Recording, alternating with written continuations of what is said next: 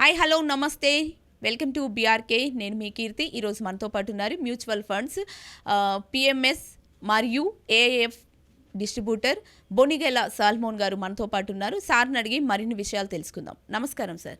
నమస్తే మా కీర్తి. సార్ మాకు కొన్ని డౌట్స్ ఉన్నాయి ఇన్వెస్ట్మెంట్స్ అన్నింటి మీద. సార్ ఇండెక్స్ ఫండ్స్ యాక్టివ్ ఫండ్స్కి డిఫరెంట్ ఏంటంటారు? చూడమ్మా, ఇండెక్స్లు ఏమిటి? మన భారతదేశంలో స్టాక్ మార్కెట్ ఇండెక్స్లు ఏమిటంటే సెన్సెక్స్ ఒక index, Nifty, next Nifty, Nifty 100, Nifty 250, Nifty 500, bank Nifty, ఇలా ఇవన్నీ ఇండెక్స్లు అంటే ఏంటంటే ఎకానమిక్ సూచిక. ఇండెక్స్లో ఏంటంటే ఒక క్యాలిక్యులేషన్ ఉంటుంది. ఏ స్టాక్ ఇండెక్స్లో ఉండాలి, మ్యాథమెటికల్ క్యాలిక్యులేషన్స్ ఉంటుంది. ఇండెక్స్లో ఏంటంటే జనరల్గా డైవర్సిఫికేషన్ ఉంటుంది. అంటే ఒకే బ్రాడర్ ఇండెక్స్లో డైవర్సిఫికేషన్ ఉంటుంది. అంటే ఒకే రంగం కాకుండా వివిధ రంగాల Sensex Nifty broader index. Nifty 150 కానీ, నిఫ్టీ 250 కానీ, నిఫ్టీ 500 ఇవి బ్రాడర్ ఇండెక్స్లు. వీటిలో వివిధ రంగాలకు చెందిన స్టాక్స్ కంపెనీస్ ఉంటాయి. సో ఇండెక్స్ ఫండ్స్ అంటే ఏమిటంటే, ఇప్పుడు సెన్సెక్స్ ఫండ్ అంటే అందులో 30 కంపెనీస్ ఉంటాయి సెన్సెక్స్లో. సెన్సెక్స్ ఫండ్ అంటే అర్థం ఏంటంటే, మనం డబ్బు ఇన్వెస్ట్ చేసామనుకోండి, ప్రతి కంపెనీకి ఒక వెయిటేజ్ ఉంటుంది. 4%, 3%, 2% అట్లా. ఓకేనమ్మా.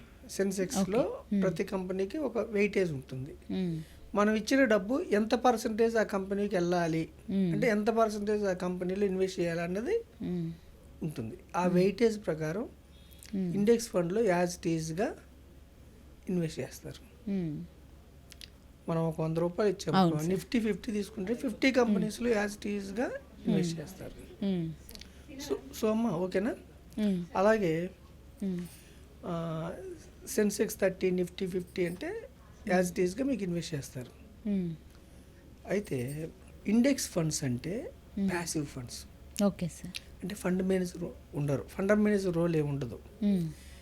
అంటే ఇండెక్స్లో వెయిటేజ్ ఏ విధంగా ఉందో ఆ విధంగా యాజ్ ఇట్ ఈజ్గా వెళ్ళిపోతుంది. టాప్ కంపెనీకి టాప్ వెయిటేజ్ ఉంటుంది. Okay sir. ఓకేనమ్మా. అంటే ఇండెక్స్ ఫండ్లో రిటర్న్స్ ఎలా ఉంటాయంటే, ఇండెక్స్ ఏ విధంగా ఇస్తే రిటర్న్స్, ఫండ్ రిటర్న్స్ కూడా అలాగే ఉంటాయి. కొంచెం ట్రాకింగ్ ఎర్రర్ ఉంటుంది. ఎక్స్పెన్సెస్ అంటే ఖర్చులు చాలా తక్కువ ఉంటాయి ఇండెక్స్ ఫండ్ తీసుకుంటే. అయితే రిటర్న్స్ ఇండెక్స్ ఫండ్ ఎంత ఇస్తుందో అంతే వస్తుంది, పెరగదు తగ్గదు.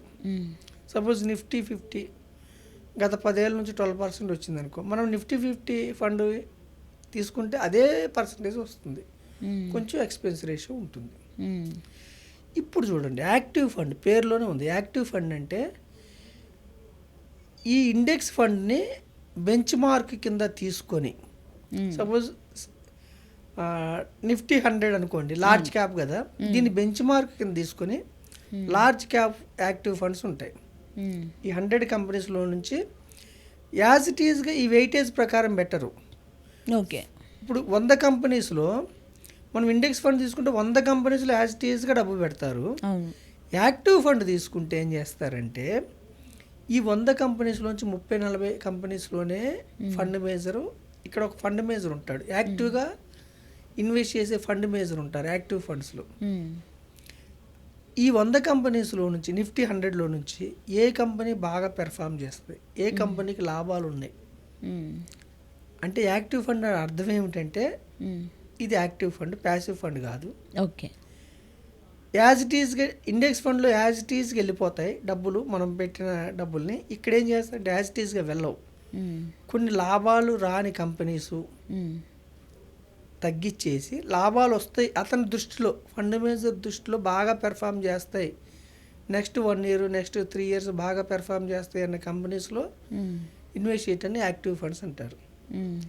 అయితే యాక్టివ్ ఫండ్స్లో ఏంటి, ఫండ్ మేనేజర్ రోల్ ఉంటుంది కదా, రీసెర్చ్ టీమ్ రోల్ ఉంటుంది, వీళ్ళకి శాలరీస్ ఇవ్వాలి కదా.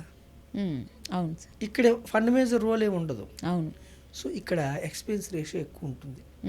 సపోజ్ ఇండెక్స్ ఫండ్స్లో 0.30 అంటే 100కి 30 పైసలు 40 పైసలు అలా ఉంటే, ఇక్కడ 2%, 2.5 లేదా 1.75 అండ్ 100 రూపీస్కి 1.75 1.50 అలా ఉండే అవకాశాలు ఉంటాయి.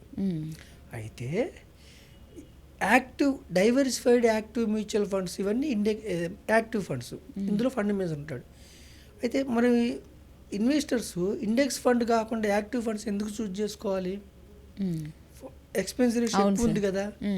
అయితే ఇండెక్స్ ఫండ్లో 12% వస్తే ఈ 12%ని బీట్ చేసే రిటర్న్ వీళ్ళు ఇస్తేనే వీళ్ళు చూస్ చేసుకోవాలి. సపోజ్ వీళ్ళు ఇక్కడ 12% వచ్చింది అనుకోండి, 100కి 12% రిటర్న్స్ వచ్చినాయి అనుకోండి, వీళ్ళు 15 ఇవ్వగలిగితే యాక్టివ్ ఫండ్స్కి వెళ్ళొచ్చు, 16 వెళ్ళొచ్చు. అంటే ఇండెక్స్ ఫండ్ కంటే 1% 2% ఎక్కువ రిటర్న్స్ వీళ్ళు జనరేట్ చేస్తే, ఆల్ఫా జనరేట్ చేస్తే యాక్టివ్ ఫండ్స్కి వెళ్ళొచ్చు. అంటే యాక్టివ్ ఫండ్స్ యొక్క ప్రధాన ఉద్దేశం ఏమిటంటే బెంచ్ మార్క్ని బీట్ చేయటం.